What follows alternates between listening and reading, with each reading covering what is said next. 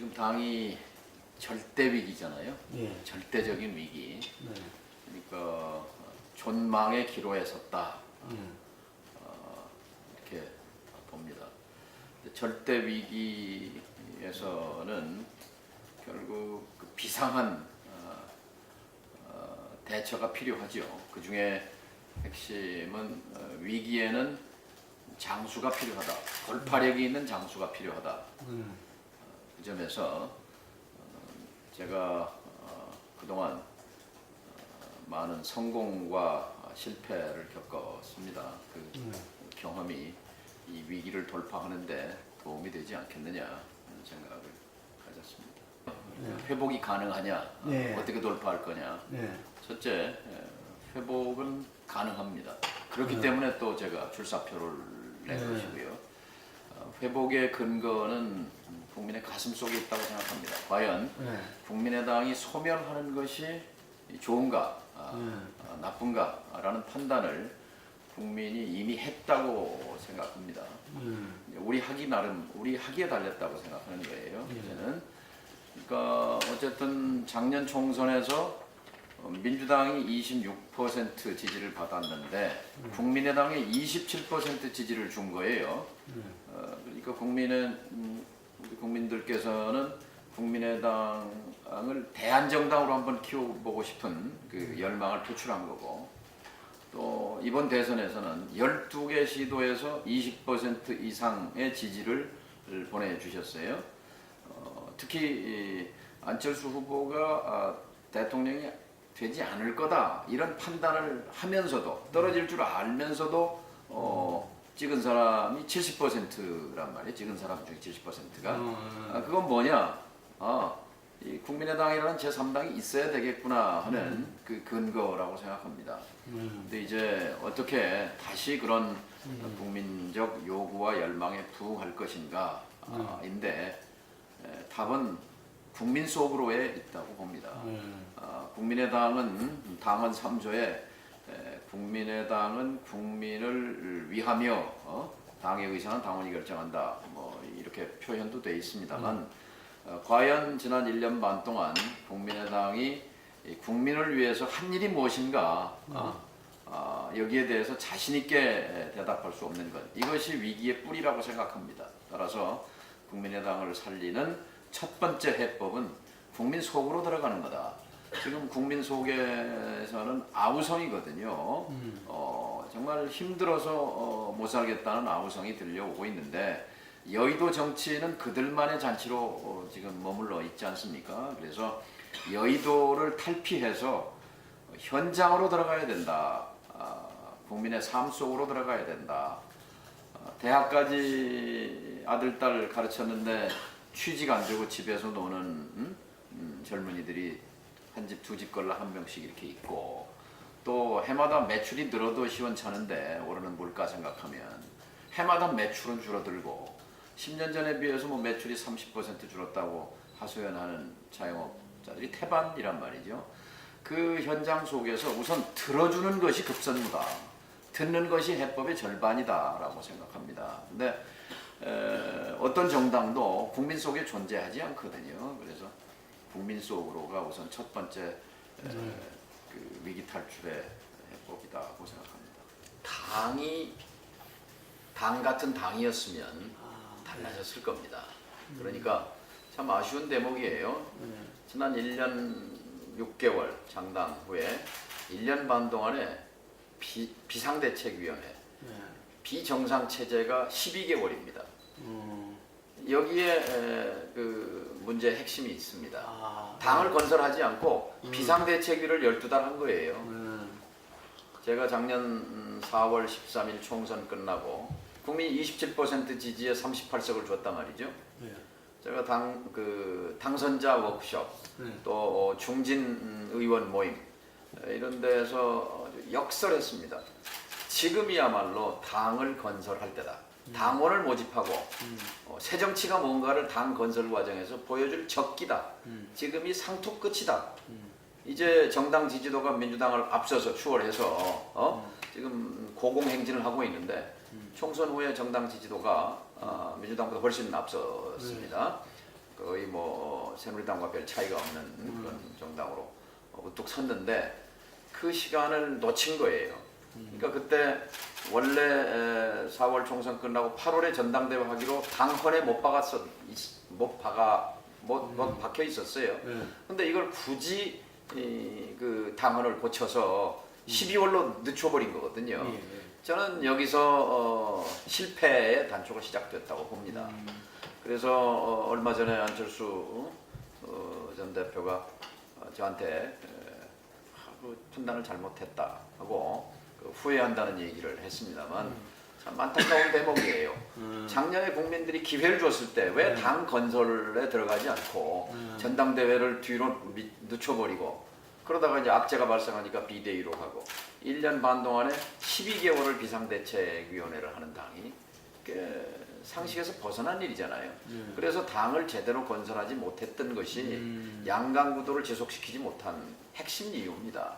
그러니까 공중전이나 고공전을 통해서 어떤 구도가 형성이 되면 그거를 골목에서 확산시킬 뿌리가 있어야 되잖아요. 모세혈관이 있어야 되는데 모세혈관과 실뿌리가 제대로 뿌리 내리지 못한 상태에서 대선을 맞은 것이 저는 굉장히 안타까운 대목입니다.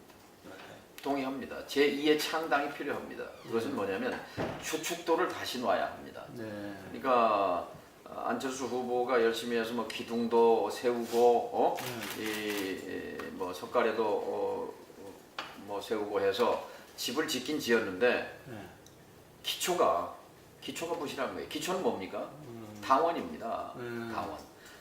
기초를 튼튼하게 놔야 그 위에 기둥이 반듯하게 서 있고 뭐 바람이 불더라도 흔들리지 않을 거잖아요. 요새 비가 많이 옵니다만 이 추춧돌이 제대로 놓이지 않다 보니까 비가 오니까 기우는 거예요. 또 악재를 만나니까 이게 쓰러져 버리는 거예요. 그래서 이걸 당을 바로 세우기 위해서 또 제2의 창당을 하기 위해서는 당원 주권이 반드시 필요합니다. 당원 주권.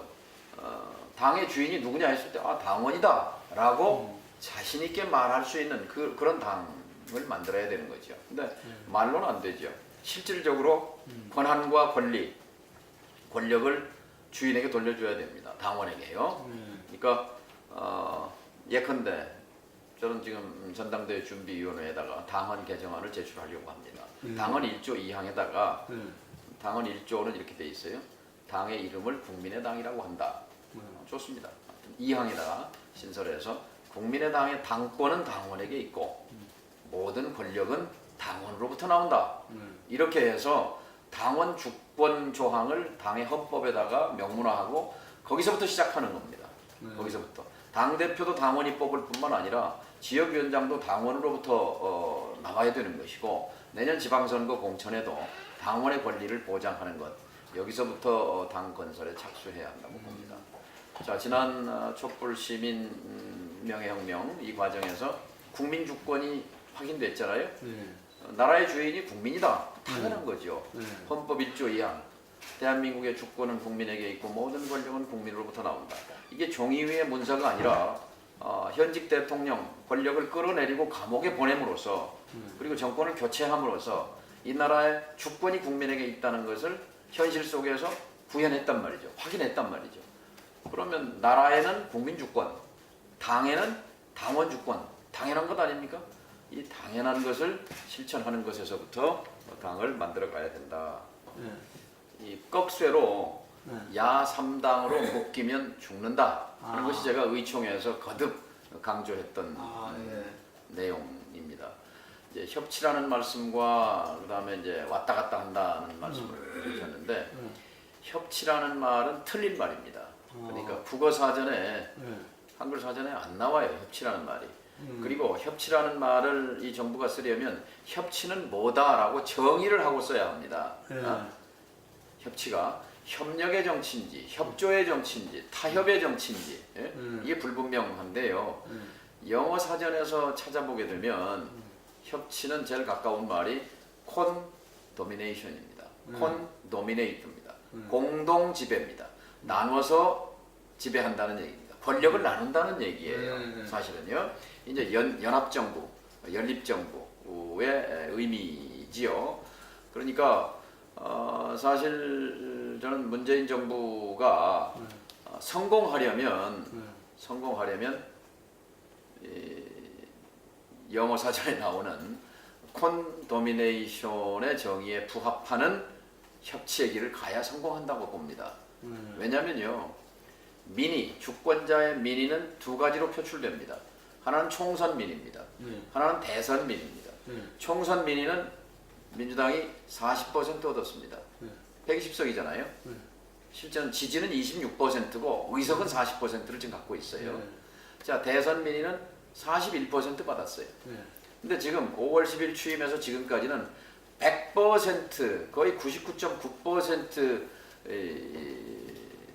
말하자면 독점 권력입니다. 근데 이렇게는 필시 성공할 수 없습니다. 노태우 정부부터 박근혜 정부까지 왜 6번의 5년 단임제가 실패했느냐 하는 뿌리를 보게 되면 이런 식으로 가서는 성공하기 어렵다는 것이 저의 문제의식입니다. 왜냐면요, 지금 지지율은 높은데 그 지지율이 개혁에 대한 기대 위에 있거든요. 근데 지금 보여주는 것은 다들 주변적 개혁이거나 감성적 개혁입니다. 개혁의 핵심은 구조개혁이에요. 본질적 개혁은 아직 시작도 못했어요. 근데 개혁을 하려면 힘이 필요하고 힘이 필요한 것은 개혁연대가 필요하다는 얘기예요. 개혁연대의 핵심은 입법연대입니다.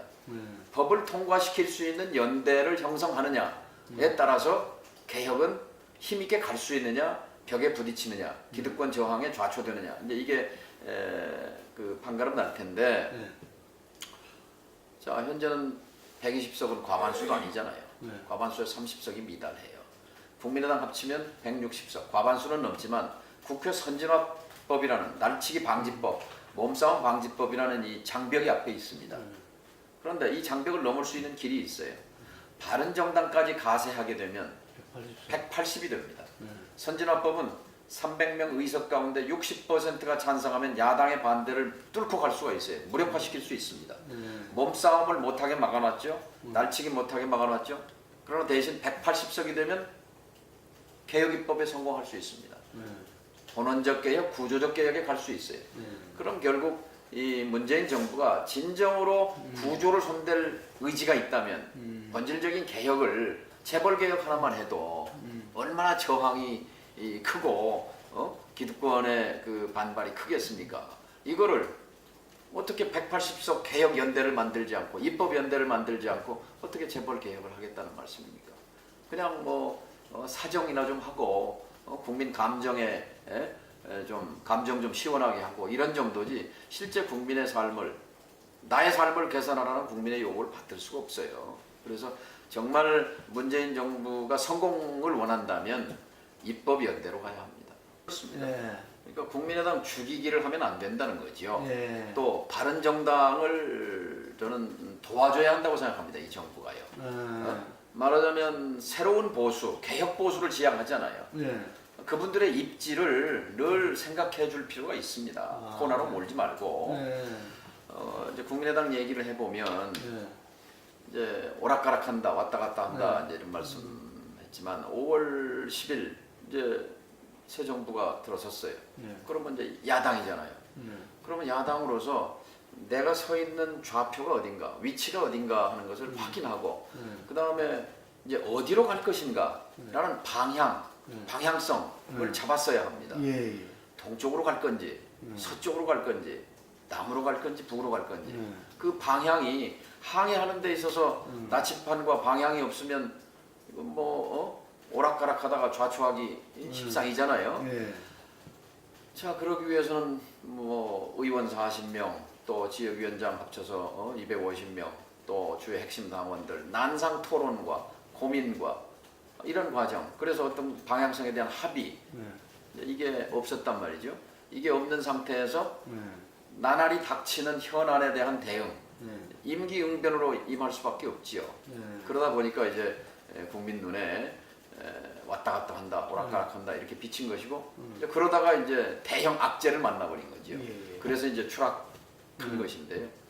이 전당대회를 통해서 바로 우리가 어디에 서 있는 정당인가라는 정체성이기도 합니다만 이걸 확인하고 그리고 어디로 가야 우리가 국민 가슴 속에서 살아날 수 있는 것인가라는 방향성을 정립해야 한다. 제 출사의 변이 그겁니다. 국민의당은 어디로 가야 살아나느냐, 어느 방향으로 가야 되느냐. 개혁의 경쟁자 방향으로 가는 것이 사는 길이다. 개혁의 경쟁자 방향이다. 개혁 야당이다.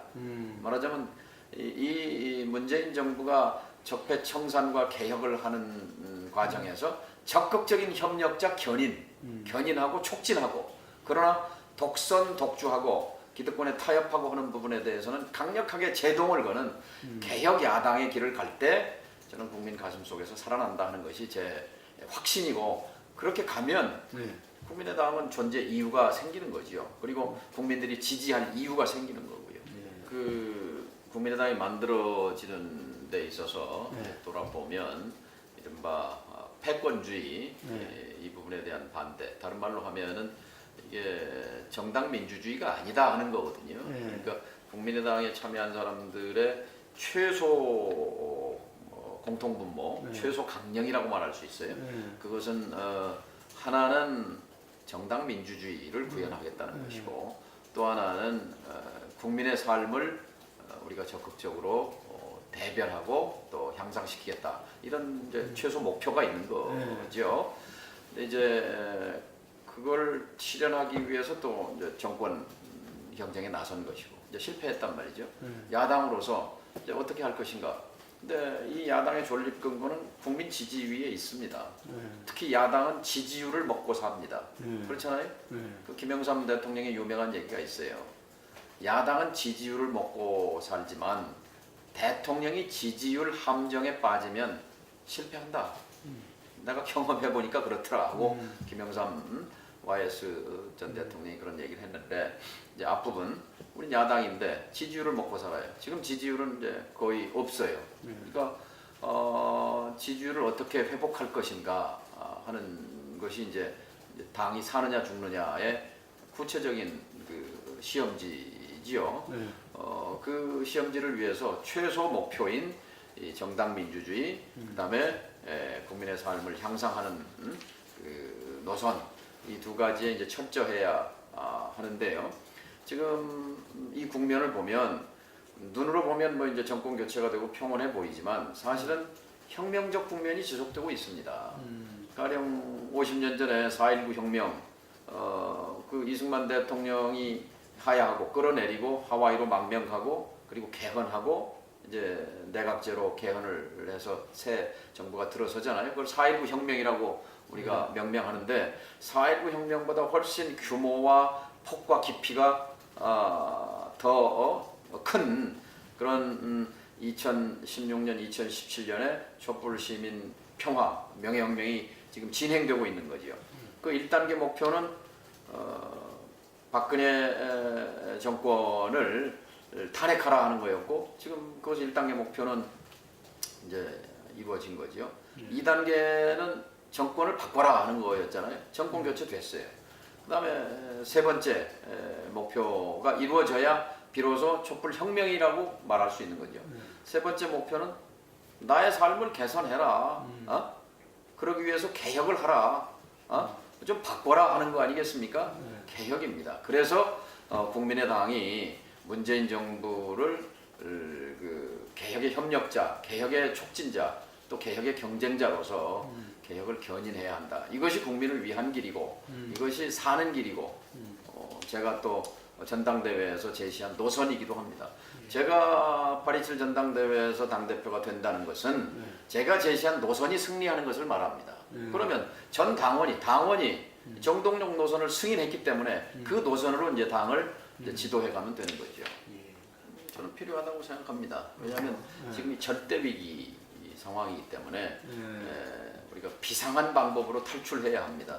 그러기 위해서는 강력한 대표 중심 체제를 구축할 필요가 있다고 생각합니다. 당은 당원과 리더십이 가장 중요한 요소입니다. 두 가지 요소입니다. 근데 지금 당원 제도가 부실하고 당원이 지금 자부심을 갖지 못하는 상황이고 이제 이 부분과 리더십이 또 표류해 왔던 말하자면 18개월 중에 12개월을 비대위로 지내왔다는 것이 단적인 예 아니겠습니까? 그래서 이러한 비상한 상황에서 절대 위기를 탈출하기 위해서는 그러한 혁신안도 필요하다고 생각합니다. 윗선은 존재하지 않는다. 이런 것이 저의 판단입니다. 검찰의 수사가 진행되는 거니까 뭐 지켜보면 알게 되겠죠.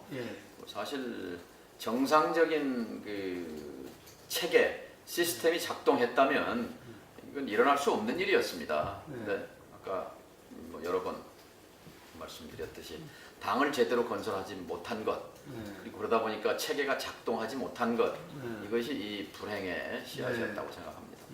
당론 발의니까 제 이름도 거기에 들어가 있는 거예요. 그래서 거기에 대해서 다른 의견을 얘기하는 것이 부담이 됩니다. 부담이 되지만 저는 그 완급을 좀 가릴 필요는 있다고 봅니다. 이 사건이 이유미 씨 사건 수사가 마무리된 이후에 제기돼야 할, 그러니까 순서를 좀 잘 조정할 필요가 있다고 봅니다.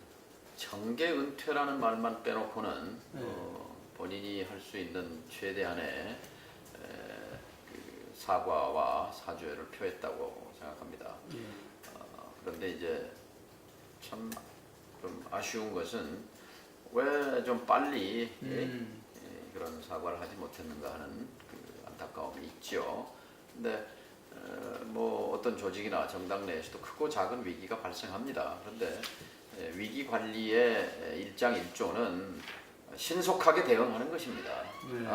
위기를 그냥 위기를 사람의 신체에 비교하면 어떤 이제 어디가 고장난 거, 병이 난 거라고 생각했을 때 신속하게 처방을 하고 진단을 하고 처방을 해야 병을 조기에 치료할 수 있듯이 이거를 놔두면 악화되는 거거든요. 그래서 그 시간을 늦춘 것이 아주 좀 안타까운 대목입니다. 한 가지만 얘기한다면 부동산 문제, 이거 근본 대처해야 합니다. 그러니까 노무현 정부가 이 탈권위주의와 민주주의 정착을 위해서 많은 이 성과를 만들었음에도 불구하고 양극화와 불평등에 관해서는 사실 할 말이 없거든요. 그 중에 핵심 중에 하나가 이 땅값 문제, 집값 문제, 부동산 문제입니다. 그러니까 김대중 정부가 끝났을 때 전국의 땅값과 집값의 총액이 4천조 원대였습니다. 5년 뒤에 이게 6천조가 됐습니다. 6천조가 됐습니다. 이거에 실패한 겁니다. 그러니까 격차가 커져버린 거죠. 그 4천조가 6천조가 됐을 때 이 2천조가 누구에게 갔습니까? 우리 국민 100명에게, 우리가 국민이 100명이라고 그러면 골고루 이렇게 간 게 아니고 그 2천조가 상위 1% 또는 상위 10%한테 집중된 거거든요. 그러다 보니까 이게 뭐가 돼요? 양극화가 돼버린 거죠. 불평등이 심해진 거예요. 또 뭐 비정규직 문제도 있습니다만 가장 큰 문제가 그 문제인데 문재인 정부가 이 부분에 대해서 성찰해야 합니다. 그리고 다시 실패하면 안 됩니다. 이 6천조가 이명박 정부 거쳐서 지금 박근혜 정부 2016년 말에 이게 9,500조가 됩니다. 6천조가 9,500조가 돼요. 대한민국이 엄청나게 부자가 됐어요. 그런데 부자가 된 게 아니라 엄청난 거품이 끼어버린 거예요. 이 거품이 고스란히 기업의 부담이 됩니다. 자영업의 부담이 됩니다. 말하자면 지대가 땅값이 상승하고 임대료가 상승하니까 장사가 안 되는 거예요. 장사 열심히 해봐야 다 임대료로 가지 않습니까? 그리고 뭐 예를 들어서 기업을 하려고 해도 땅값 부담 이런 것 때문에 사실 기업하기 좋은 환경이 아닌 거지요. 이게 이제 전체적으로 우리 국민 생활에 부담을 주었기 때문에 이 부분은 그 참여정부의 과오 실패에 대해서 정확하게 좀 성찰하고 바로잡을 필요가 있다고 봅니다. 비교적 잘 하고 있다고 봅니다. 이제 앞으로 우여곡절과 장애가 있을 텐데요. 제일 중요한 게 일관성이라고 생각됩니다. 일관성. 그러니까 좀 불안한 요소들도 좀 있어요. 말하자면 외교 안보 팀이 좀 체계적으로 잘 구성될 것 같지는 않습니다. 그러니까 주로 외교부가 주도하는 모양새예요.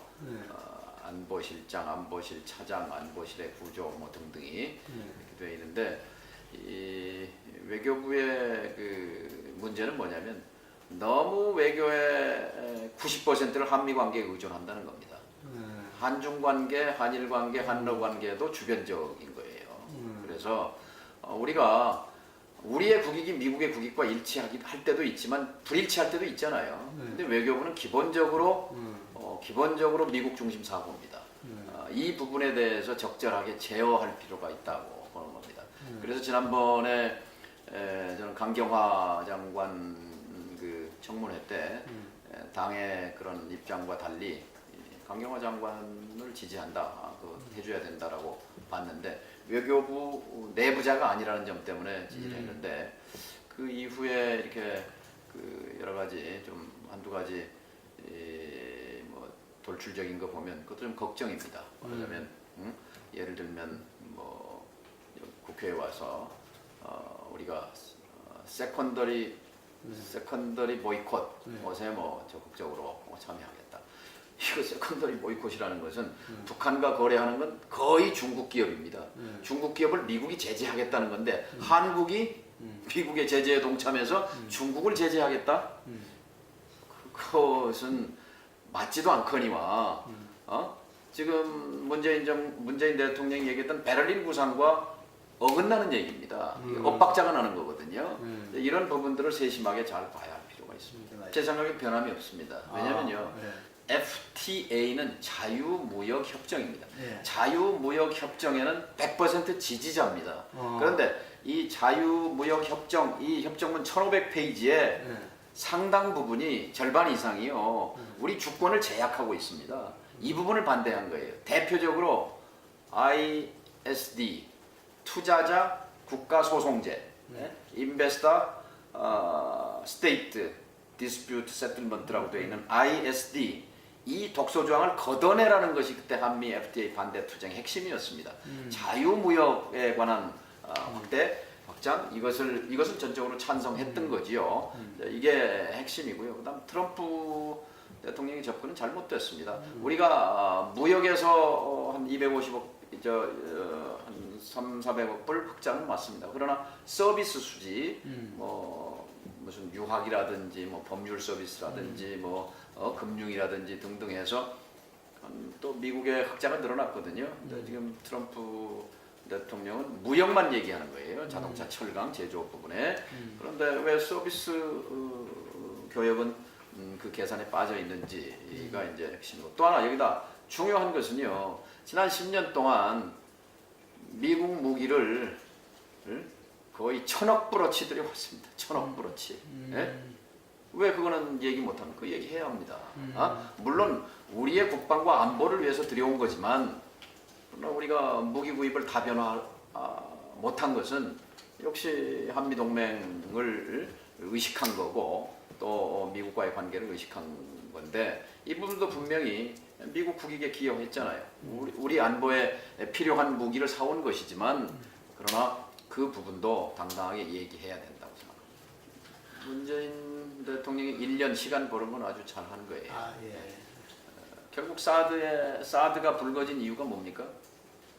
북한의 핵실험이잖아요. 미사일 발사잖아요. 자, 그러면 이 문제가 해결 국면으로 들어가면 여기에 제3의 길이 나타날 수 있습니다.